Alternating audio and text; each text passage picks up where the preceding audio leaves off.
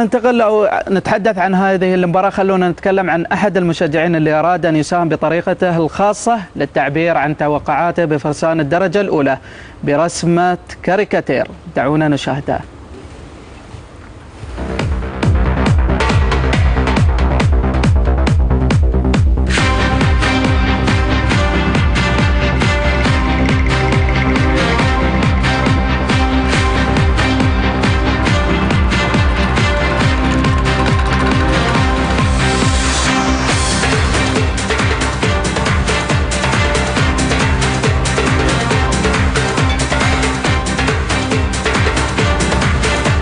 شكرا للي بعث لنا هذا الكاريكاتير. كابتن يوسف، شاهد شو تحلل للكاريكاتير.